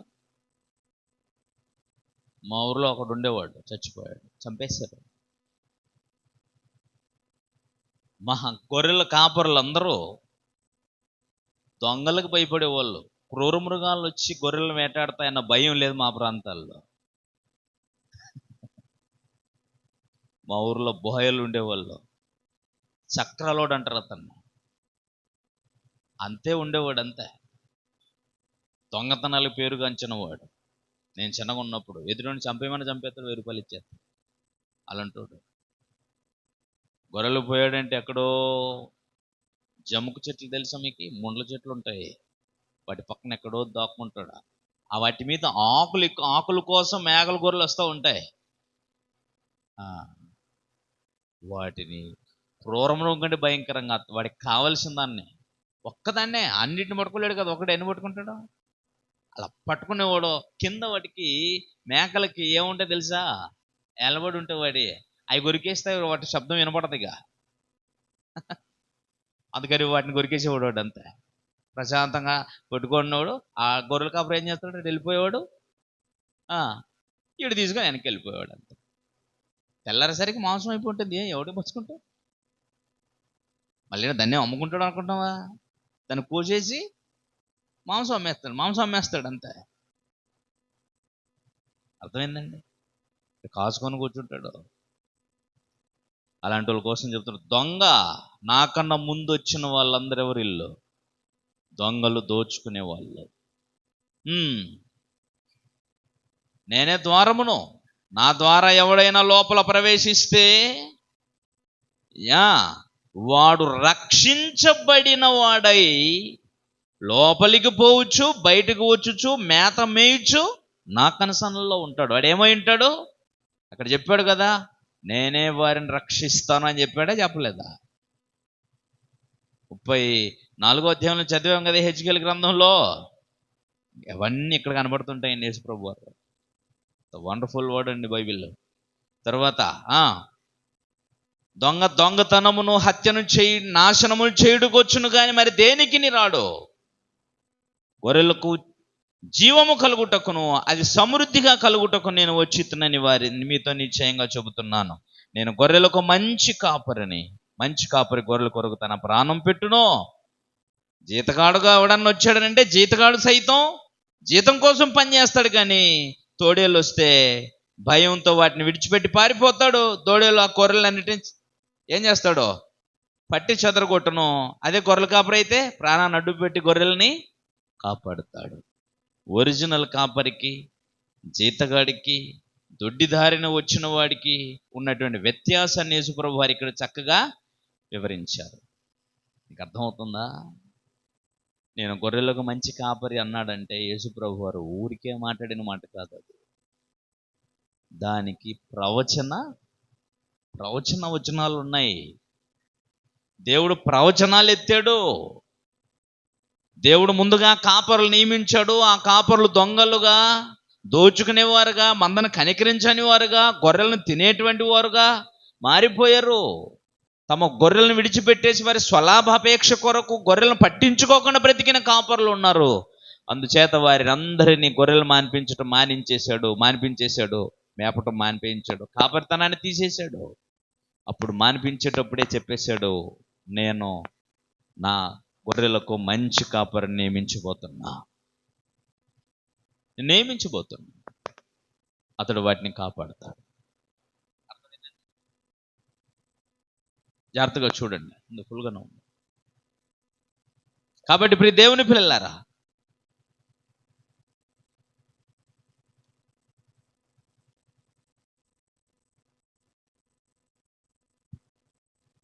జాగ్రత్తగా ఆలోచన చేయండి. కాబట్టి ఇప్పుడు నిజమైనటువంటి గొర్రెల కాపరి ఎవరో? యేసుప్రభు వారు. ఆయన తండ్రి పంపితే వచ్చినవాడు, తండ్రి చేత నియమించబడినవాడు, ద్వారము నుండి వచ్చినవాడు. అంటే తండ్రి పంపిన క్రమముతో వచ్చినటువంటి వాడు. చాలా మందికి తెలియని గొప్ప రహస్యం చెప్తున్నా వినండి. ఏ కాపరి అయినా, సంఘ కాపరి, ఏ సేవకుడైనా అతడు ప్రభు అయిన క్రీస్తు యొక్క సంఘము నుంచి పంపబడిన వాడై ఉండాలి. తనకు తానుగా వేరైపోయి తనకున్న వాక్చాతుర్యంతోనో తనకున్న శక్తి సామర్థ్యాలతోనో నేను సేవ చేసేస్తాను, నేను సేవకుని అయిపోతానని చెప్పేసి సేవ చేసుకుంటూ వచ్చేసాడు అనుకో, ఈ గొర్రెలందరూ ఎవరు తెలుసు? ఈ కాపర్లందరూ ఎవరు తెలుసా? పని చేయలేక పచ్చిమిరపకాయల వ్యాపారం పట్టావా నవ్వులు మా ఊళ్ళో. అర్థమైందండి? సామర్థ్యం ఉందా? ఓకే. తగిన కాలమందు సంఘము నిన్ను గుర్తించి ఏం చేస్తుంది? నీ సామర్థ్యాన్ని గుర్తించి సంఘంలో నీకు తరఫీదునిచ్చి తగిన కాలమందు నిన్ను, నీ సామర్థ్యాన్ని చూసి సంఘమే, సంఘ బోధకులే, సంఘ పెద్దలే నేనేం చేస్తారు?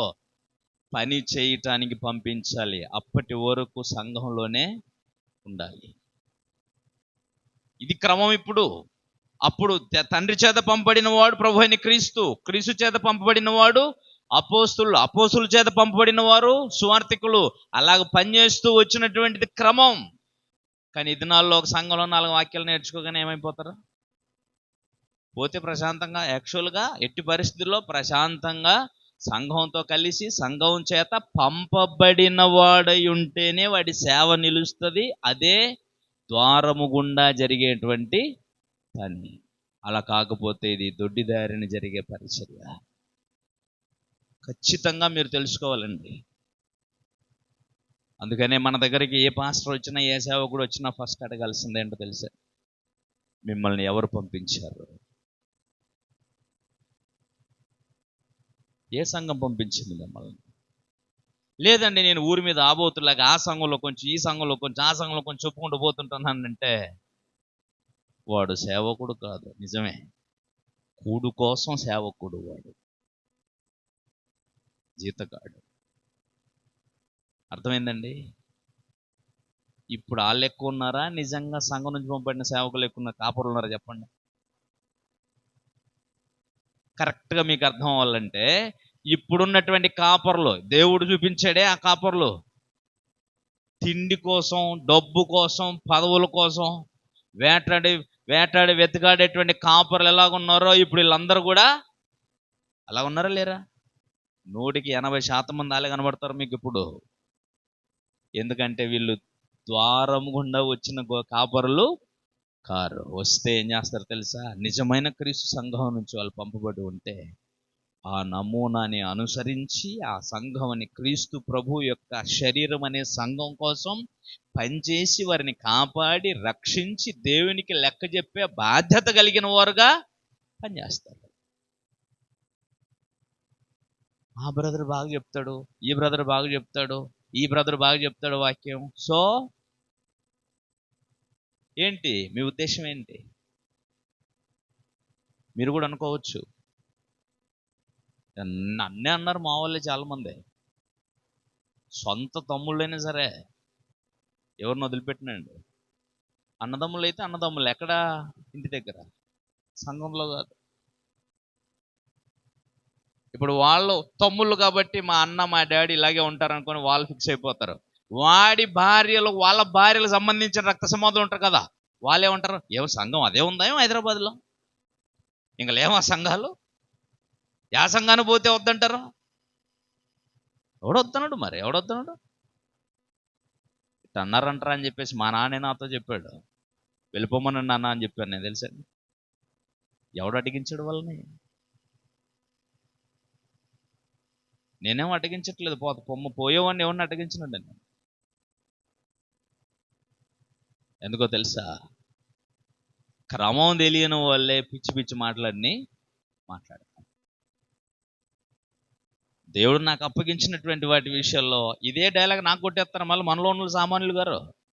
చూసావా, మేము పడిపోయినా మమ్మల్ని పట్టించుకోవట్లేదు, మా దగ్గర రావట్లేదు, మా దగ్గర ప్రార్థన చేయట్లేదు.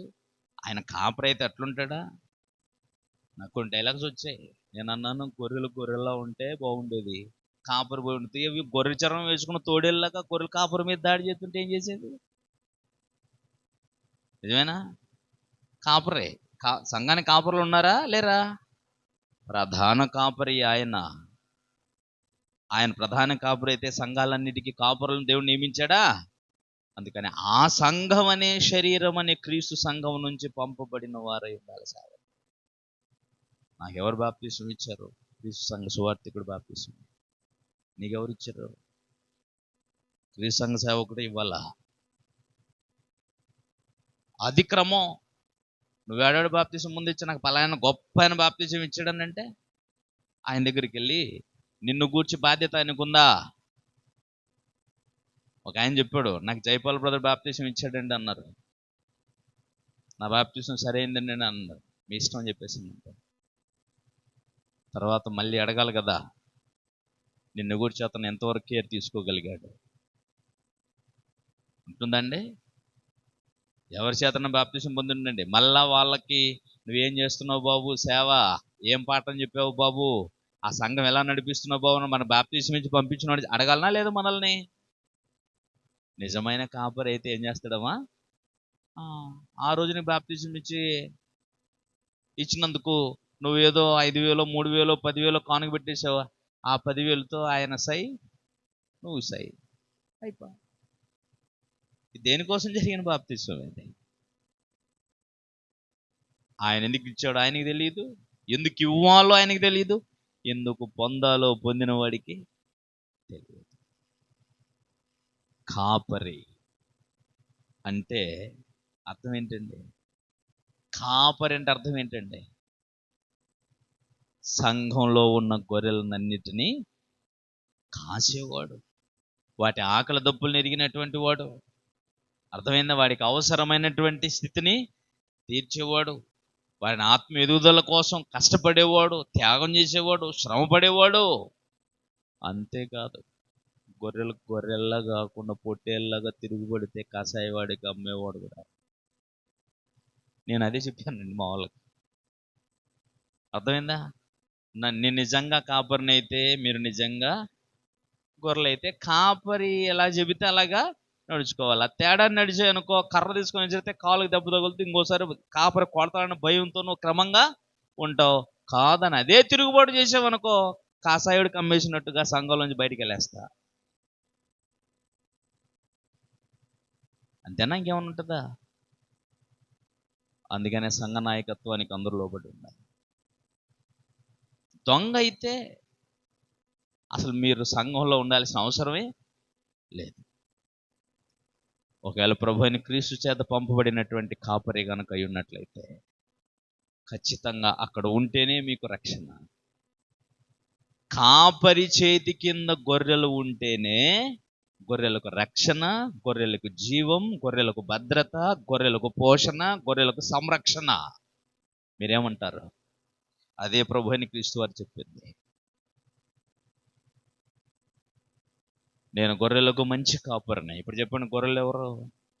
సంఘం. కాపరి ఎవరు? ప్రధాన కాపరి యేసు ప్రభు వారు. తండ్రి అయిన దేవుడు ప్రధాన కాపరిగా ప్రభు అయిన క్రీస్తు నియమిస్తే, ఆ కాపరి మిగిలిన స్థానిక సంఘాలకి కాపరులు నియమించాడు. వాళ్ళే సంఘ సేవకులు, దూతలు, బోధకులు. ముఖం తెలియనోడు ఎవడో డబ్బు ఇచ్చేస్తే సేవ చేసేస్తూ ఉంటే ఆ సేవ ఎట్లా అవుతుంది? ఇంతకు మీకు డబ్బు ఇచ్చి సహాయం చేసేవాడు ఆ నుంచి పంపబడ్డాడు? నన్ను అడిగితే ఆ ముఖం తెలియని క్రీస్తు సంఘ సేవకుడు కాకపోతే అలాంటి వాడు చేత మన రూపాయి కూడా తీసుకొని ఆడి చేతికి ఉండాల్సిన అవసరమే లేదు. అంతే కదా? వాళ్ళ పని నిలవబడాలి అని అంటే, వాళ్ళు చేసిన త్యాగాలు వారికి ఉపయోగకరంగా ఉండాలంటే, వారు ఖచ్చితంగా ప్రభు అయిన క్రీస్తు యొక్క సంఘంలోనికి చేర్చబడిన వాడై ఉండాలి. అలాగైతేనే సేవలోకి రావాలా. సంఘాన్ని కాపాడి తమ ప్రధాన కాపరికి లెక్క చెప్పేవాడుగా ఉండాలి. గొర్రెలు, కాపరి, భద్రత, బాధ్యత. కాపరిది బాధ్యత, గొర్రెలకు భద్రత. అర్థమైందా లేదా? కనుకనే ప్రభు అయిన క్రీస్తు యొక్క సంఘమునకు ప్రభు అయిన క్రీస్తు వారు కాపరిగా, దొడ్డి ఆయన సంఘముగా ఉంటుంది. అలాగుంటేనే ప్రభు అయిన క్రీస్తు యొక్క అధినాయకత్వం కింద సంఘమంతా కూడా క్షేమంగా, సురక్షితంగా ఉంటుంది అనేటువంటి విషయాన్ని దయతో మీరు గుర్తుంచుకోవాలి. అంతేకాదు, ఇక్కడ మీరు తెలుసుకోవలసిన బహు ప్రాముఖ్యమైనటువంటి విషయాలు ఇంకా 10వ అధ్యాయంలో 15వ వచనం. తండ్రి నన్ను ఎలాగూ ఎరుగునో, నేను తండ్రిని ఎలాగ ఎరుగుదునో, అలాగే నేను నా గొర్రెలను ఎరుగుదును, నా గొర్రెలు నన్ను ఎరుగును, మరియు గొర్రెల కొరకు నా ప్రాణం పెట్టుచున్నాను. ఈ దొడ్డివి కాని వేరే గొర్రెలు కూడా నాకు కలవు, వాటిని కూడా నేను తోడుకొని రావలెను, అవి నా స్వరము వినును. అప్పుడు మంద ఒకటియు గొర్రెల కాపరి ఒక్కడును ఆగును. ఈ దొడ్డివి కానీ వేరే గొర్రెలు కూడా ఉన్నాయి, అన్యులు ఉన్నారు, ఇశ్రాయేలు అయిన వాళ్ళు ఉన్నారు. మిమ్మల్ని అందరిని ఒక చోటకి తీర్చి మంద ఒకటైపోవాలి, కాపరి ఒకటైపోవాలి. ఈ గొర్రెల కాపరి అంటున్నాడు, నేను తండ్రిని ఎలాగ ఎరుగుదునో అలాగే నా గొర్రెలు నేను కూడా. బాబోయ్, ఎప్పుడు చెబుతుంటాను నేను, ఫీల్ అవ్వకండి దయచేసి. 10,000 మంది సంఘ సభ్యులు ఉన్నారు అని అంటే వాళ్ళందరినీ సంఘ నాయకుడు ఎరుగునా ఎరుగడా? మిమ్మల్ని పట్టించుకోవడమే, 100 మందికి పై ఉన్న పట్టించుకోవడమే, మీ సంఘ నాయకుడికి తల ప్రాణం తోకొచ్చి ఒకరిని మర్చిపోయి ఒకరిని పెట్టుకొని ఒకరిని కాపాడటమే కష్టమైపోయింది. నిజమా కదా? 10,000 మందిని ఎలా కాస్తాడండి? మా సంఘం 1,00,000 మంది. 1,00,000 మందా? పెద్ద సంఘమా? చెప్పు, నీకు ఎంతమంది తెలుసు? ఎరుగుదువా?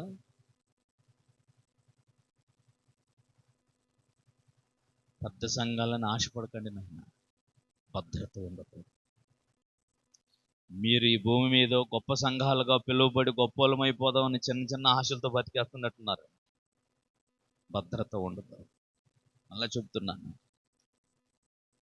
ఒక కాపరికి సరిగ్గా కాయగలిగినటువంటి సామర్థ్యం ఎంతమందికి ఉంటుంది తెలుసా? 150 మందికి మించి కాపాడటం అతని వల్ల అవుతుంది. అర్థమైందా? కాపర్ అంటే ఏంటి? వాళ్ళని పోషించి సంరక్షించి కాపాడేవాడు. మరి ఆషామాషి కాదు. నిజమా కదా? మీకు ఇంతకుముందు చెప్పానా లేదో? మీకు ఎంతమంది అమ్మా పిల్లలు? ఒకరేనా? మీకు సార్ ఇద్దరేనా? भगवान धैर्य तो आपने किस लिए बंद किया था? बोलो। ये टीचर सब मास्टर सब को समझ में आया। ऊपर वाला धैर्य तो आप किस लिए बंद किया गया? పైనున్న దేవుడు నీకు పిల్లల్ని ఇస్తుంటే ఎందుకు నువ్వు పిల్లల్ని కనకుండా ఉన్నావు? కరెక్టేనా? నిజం చెప్పండి.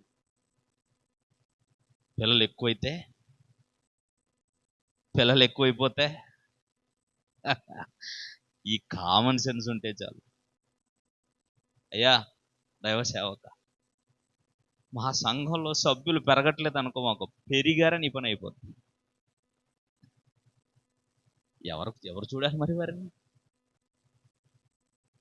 దీని అర్థం మీరు నాయకులుగా ఉంటే మీ చేతి కింద ఇంతమంది, కానీ సభ్యత్వం పెరిగింది అని అంటే మీలో సమర్థవంతుడైన వానిని ఒకరిని ఎంపిక చేసి సేవకునిగా నియమించి బోధకుని తయారు చేసి మీరే పంపించి, నాయనా పలాని చోటుకెళ్ళి పని చేయి, వారిని గూర్చి నువ్వు బాధ్యత తీసుకుంటావా, దేవునికి వారిని గురించి లెక్క చెబుతావా అని నియమించి పని చేయి. అది మొదటి శతాబ్దపు సంఘం చేసింది. ఆ సంగతులు ప్రారంభంలో తెలియదు కనుక సంఘమునికి హింస వచ్చినప్పుడు చెదిరిపోయిన వాళ్ళు ఆత్మచేత నడిపించబడి ఎక్కడెక్కడ వాక్యం చెప్పారో అక్కడెల్లా వాక్యం చెప్పి బాప్తిసం ఇచ్చిన తర్వాత మరి స్థానిక సంఘ పెద్దలకి ఇన్ఫర్మేషన్ ఇచ్చి వాళ్ళ ద్వారా పెద్దలను పిలిపించి వారి మీద చేతులు ఉంచినప్పుడు పరిశుద్ధాత్మను పొంది వాళ్ళు భాషలు మాట్లాడారంటే వాళ్ళు పరిచర్యను కొనసాగించటానికి యోగ్యులయ్యారు అని అర్థం. ఆ విధంగా పరిచర్య కొనసాగింది. ఆషమాషి కాదు, పంపబడిన వారై ఉండాలి. అందుకనే వాక్యము చెప్పేవాళ్ళు, సంఘాలు ఏర్పాటు చేసేవాళ్ళు, నాయకులు అనేటువంటి వాళ్ళు ఎక్కడి నుంచి వస్తుంది? అక్కడికక్కడ పుట్టేసి నేను కూడా సేవకుని అయిపోతానని ఉన్నోళ్ళని చీల్చుకొని పోయేది కాదు. అది కాదు సేవ అంటే.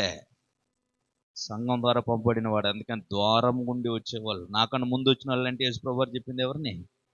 దేవుడు పంపిన కాపర్లు ఉన్నారు, వాళ్ళని దేవుడు ముందే మానిపించేశాడు. కానీ మీరెవరు? అది ప్రభు అడిగింది. నాకన్నా ముందు వచ్చిన వాళ్ళందరూ దోపిడీదారులు. ఎందుకంటే అసలు ద్వారం నేను కదా, ద్వారమును నేనే, కాపరిని నేనే. ముందు వచ్చిన వాళ్ళంతా మరి ద్వారమే ఓపెన్ అవ్వలేదు, ఇలా ఎలా కాపర్లు అయ్యారు? నేను కాపరిని, గొర్రెలకు మంచి కాపరిని. కనుక ఇప్పుడు ఏం చేశాడు? కాపరులను తానే నియమించాడు. పేతురు, సీమోను పేతురు, నువ్వు నన్ను ప్రేమిస్తున్నావా? ప్రభువా, అది నీకే తెలియదు, నా గొర్రెలను కాయి. ఎవరు అప్పగిస్తున్నారు ఆయనకు బాధ్యత? ప్రధాన కాపరే మరో కాపరికి అప్పగిస్తున్నాడు. సీమోనో, నన్ను ప్రేమిస్తున్నావా? నా మందను కాయ్యా. మరుడు మూడోసారి అడిగాడు, నన్ను ప్రేమిస్తున్నావా? ప్రభు అది నీకే తెలుసు అని అన్నాడు. మా నిద్రపోయికొచ్చారు వీడిక.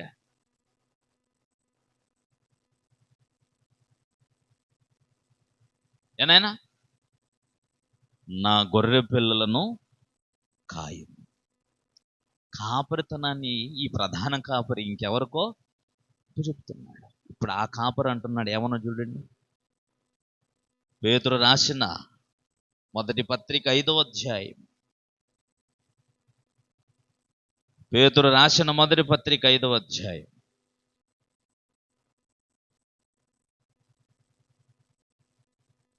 4వ వచనం చదువుదాం.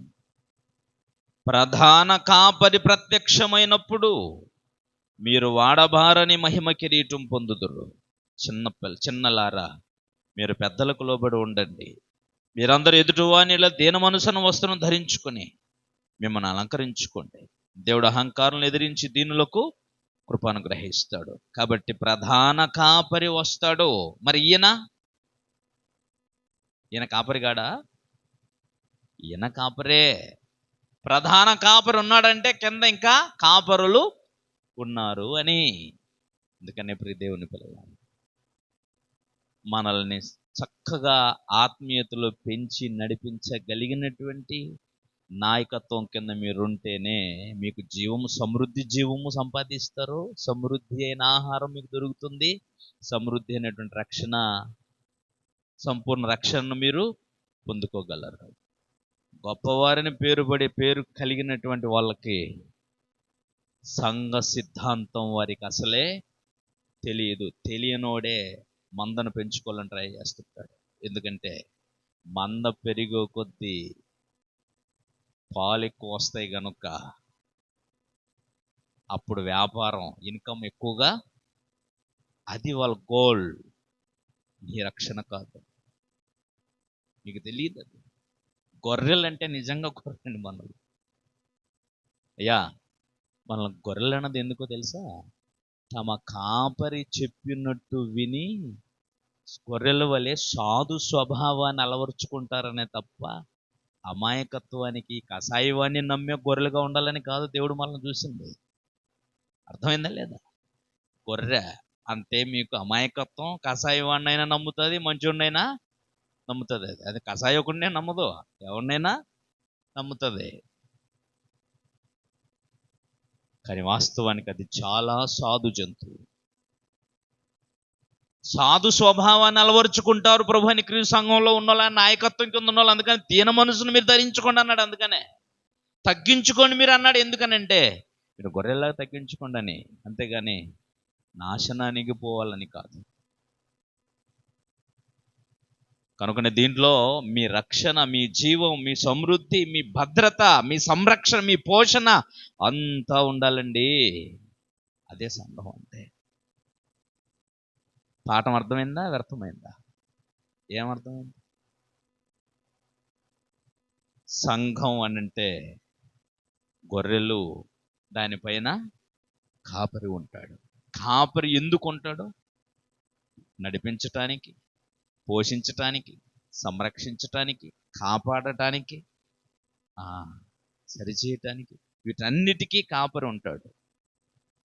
అసలు ప్రధాన కాపరి ఆయన భూమి మీదకి వచ్చినప్పుడు ఆయన ప్రధాన కాపరి. ఆ తర్వాత ఆ సంఘాలకి ఆయన కాపరులు నియమించాడు. అందుకనే క్రీస్తు సంఘం నుంచి పంపబడిన సువార్థికుల ద్వారా సంఘం నడిపించాడు.